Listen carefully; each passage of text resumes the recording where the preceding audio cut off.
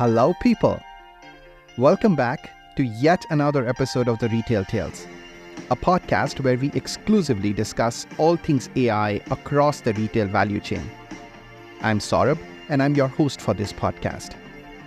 In today's episode, let's talk about something which most organizations are dealing with today in the world of generative AI. What starts with excitement and possibilities soon has to start delivering against realities and practicalities. So yes, your organization is fully bought in on leveraging generative AI capabilities. And yes, you have an internal leadership alignment on your GenAI ambitions. And yes, you have prioritized areas of focus for GenAI within your organization. Now what? Now comes the mother of all questions. Build versus buy. To be honest, there's nothing new about this question. If you ask anyone who's been in and around tech strategy, they will tell you that this dilemma, in general, has been a perennial topic of discussion. And especially for retailers, it becomes even more of a discussion topic. And that's because retail companies are always looking to find the right balance to walk on the tightrope of this dilemma, trying to find the right balance between what's core to their business and what will help them sell more with more profitability. Even though this dilemma is nothing new, generative AI has added new dimensions and variability in how one thinks about it. So let's explore this topic today in the backdrop of generative AI. Before we dive in though, let me tell you where I got the idea or the inspiration to talk about this topic on the show. The other day, I was scrolling through my LinkedIn feed and I came across a post that described an approach for making build versus buy decisions for AI products or AI solutions. At first glance, it seemed like a regular sort of a post, but when I read it carefully, I found it quite binary in nature. Binary and limited. Binary because the approach was pretty much driven by answering yes or no questions. And limited because there were only two questions: IP and data access. Anyway, at that time, I didn't think much about it. In fact, I moved on to reading other articles. But for some reason, that topic stayed with me. Not only because I found the approach to be myopic at best, but also because the question keeps coming up every now and then in my own discussions with clients. Now, I'm not saying IP and access to data aren't the important factors for executives to consider for making build versus buy decisions for generative AI capabilities. What I am saying, though, is these aren't the only critical factors, and they aren't binary for sure. With all that in mind, I thought it would be a good idea to explore and explain this topic on the podcast. So let's dive in. When I think about build versus buy decision for generative AI capabilities, I think of it across two different principles. The first principle is about which capabilities in the generative AI ecosystem are you considering the build versus buy decisioning for. And the second principle is the factors that affect, rather should affect, this decisioning. Let's start with the first principle. Across the generative AI capability spectrum for any organization, when I think of various capabilities for which organizations could be making build versus buy decisions, I think of four primary ones: generative AI models, generative AI applications or products, enabling infrastructure, and talent. And I know the last two may sound a little odd to you for this discussion, but I'll explain why they are important, and hopefully by the end of this episode, you will have a better perspective on all four of these.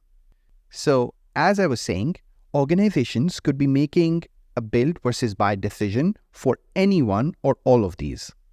Now, of course, the definitions of build or buy have their own nuances for each of these capabilities. Each of these capabilities has a different treatment to what it means to build or buy them. Let me contextualize each one of these and explain them a little more. Let's start with generative AI models. These are the core engines that power creativity. They're trained on massive data sets to generate entirely new content, like product descriptions, personalized marketing copy, or even variations of existing product designs. Building a GenAI model means developing your own model from scratch. At the risk of oversimplifying, it requires a team of data scientists, engineers, and potentially other specialists. You'll need a vast amount of data to train the model, along with significant computing power. Yes, it's going to be private, much more customized, and you'll have much better control, but it will also leave a deep hole in your pocket, will be very time-consuming, and will be extremely resource-intensive. Buying a generative AI model, on the other hand, means purchasing access to a pre-trained GenAI model offered by a cloud service provider or an AI company. These models are often trained on massive data sets, but can be fine-tuned for specific tasks. Buying a GenAI model will give you speed to market, ease of usability, and will be easier on your budget. However, customization, control, and privacy are going to be trade-offs. Next, let's talk about generative AI applications or generative AI products. This category refers to the AI solutions or products designed for specific retail applications, such as automated ad copy generation or personalized product recommendations. These solutions could be integrated directly into existing retail workflows or help in transforming and reimagining the workflow itself. Building a generative AI product or solution means utilizing pre-existing foundational AI and generative AI capabilities and applying them to develop a solution from scratch. Your team of data scientists and engineers would design and code the entire AI product to achieve a strategic or operational priority for your organization. Yes, it's going to be tailored to your needs, but it will also have higher investment requirements, and it will take more time. Plus, building a solution could add to your overall tech debt, especially given the fast pace of tech advancements. By the time your internal team is done building a product, you may have a similar, maybe even a better solution available in the market that fits your needs. So consider that too. Buying a pre-built, off-the-shelf GenAI product, however, will get you to value faster, as long as you can integrate these products in your existing workflows seamlessly. From my experience, integration or lack thereof is one of the biggest deal breakers I have seen for pre-built GenAI products. And of course, while these pre-built AI products are ready to use, you will have to stay laser-focused on the total cost of ownership. All that said, the key takeaway is the level of control and customization. Building a generative AI product gives you complete control over its development, its function, its roadmap, but it requires a lot of resources. Buying a pre-built solution is faster and cheaper, but may not be as specialized for your specific solution and may be difficult/costly to customize. All right, now the third one is enabling infrastructure.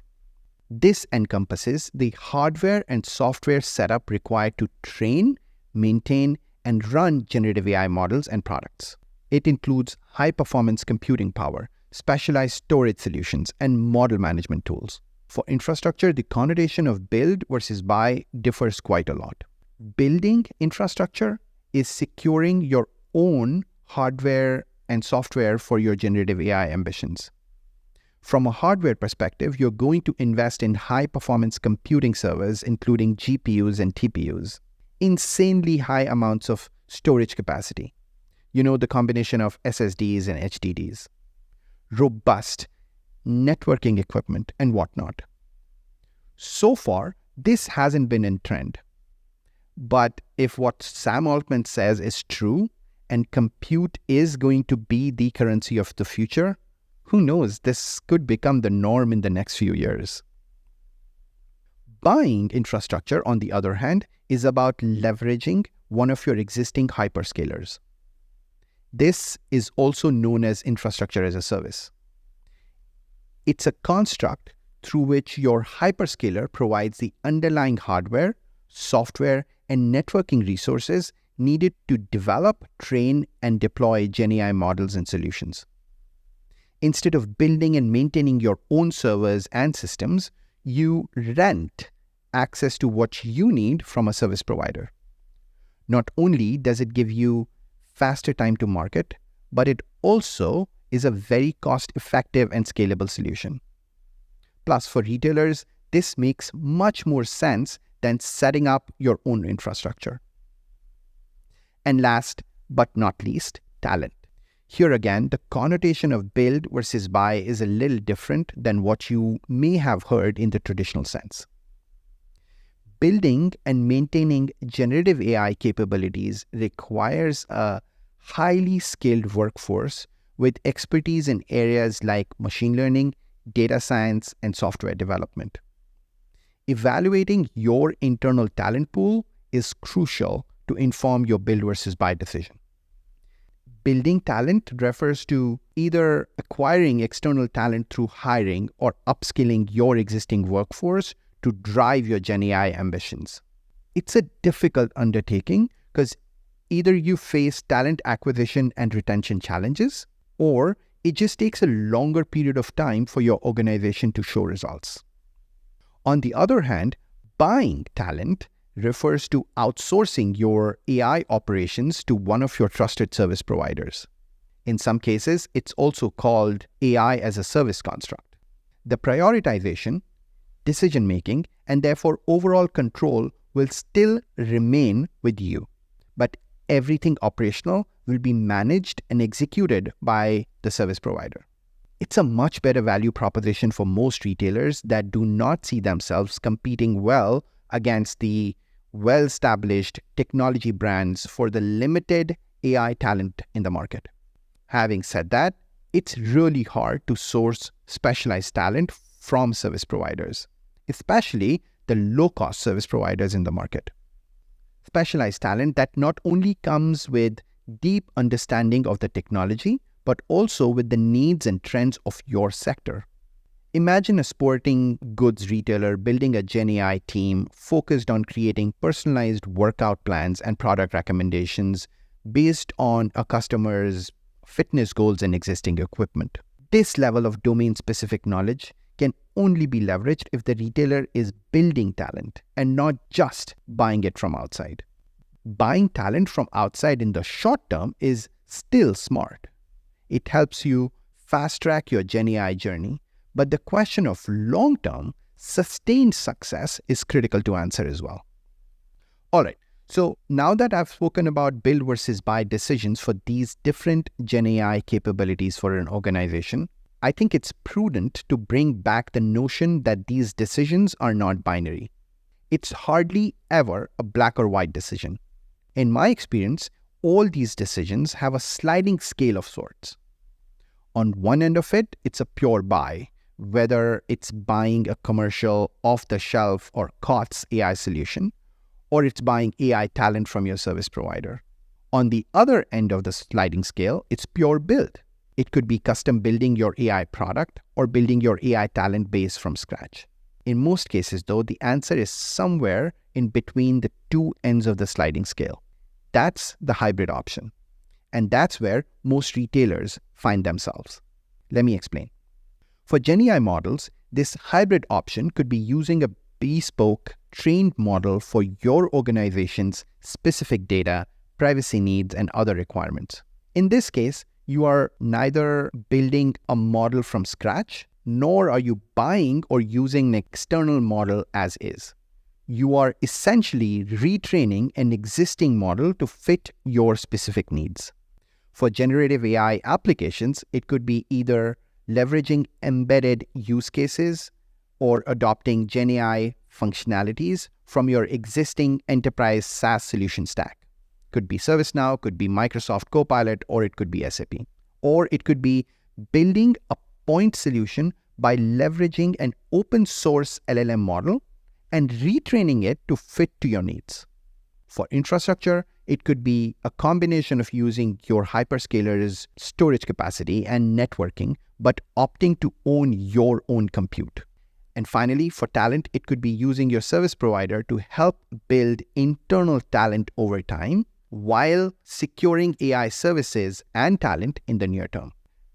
So that was about the first principle. And by now, I hope you all know about what build versus buy means when it comes to generative AI, which then brings me to the second principle, and that is about the factors affecting build versus buy decisions for a retail organization.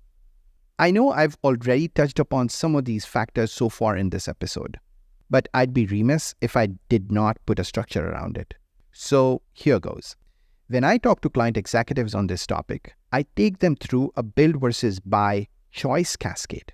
It's a series of choices that they need to make in order to decide on build versus buy for a specific GenAI capability or a set of generative AI capabilities.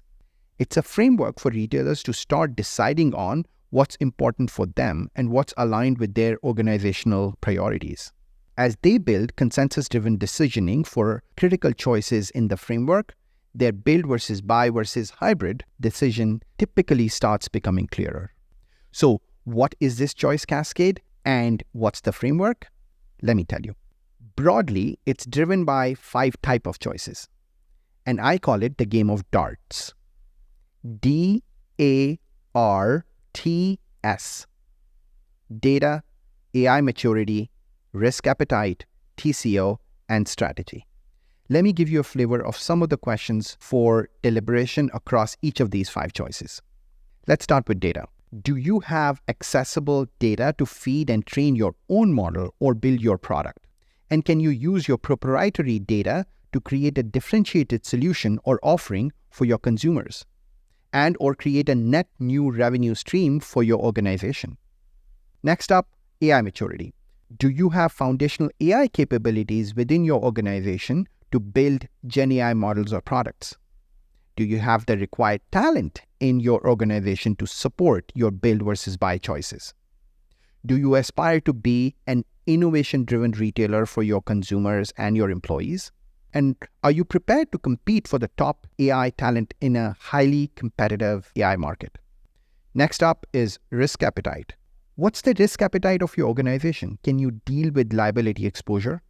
What's your appetite for risk to your overall brand in the market? What's your tolerance for external bias in outcomes or recommendations? Or for that matter, what's your risk tolerance for hallucinations? Then we have TCO. Total cost of ownership is not just about building and customizing the model or solution or hiring the talent. Your financial calculations should also include upkeep or maintenance or sustaining your choices. Did you consider the cost and complexities with integration? Don't just look at one-time cost, but consider what that total cost of ownership is going to be for your choice. And finally, strategy. By strategy, what I mean is what's critical for your organization. What's the ultimate goal? Is it about creating a differentiated market positioning against your competitors? Or is it time to market to get a first mover advantage? Or is it optimizing your operating margins? Or is it about monetizing your proprietary data and potentially opening a net new revenue stream? As I said, it's a game of darts.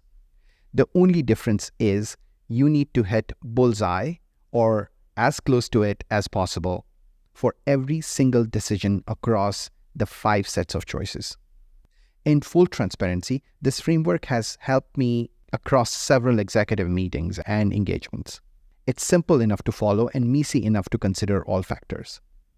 All right, so those were my thoughts on build versus buy decision-making for generative AI capabilities. I really hope this was helpful. A special shout out to a dear friend, Rajiv Deb, who helped me review my talking points for this episode. And on that note, it's a wrap on this episode. Thanks for listening. Here's me, Saurabh, signing off. If you like the content, don't forget to follow this show to keep learning a thing or two about retail AI. You can follow us on LinkedIn and subscribe to this show on Spotify and Apple. Join me in the next episode of The Retail Tales, a show which is exclusively focused on exploring all things AI across the retail value chain. Until then, stay safe, stay healthy, and stay curious.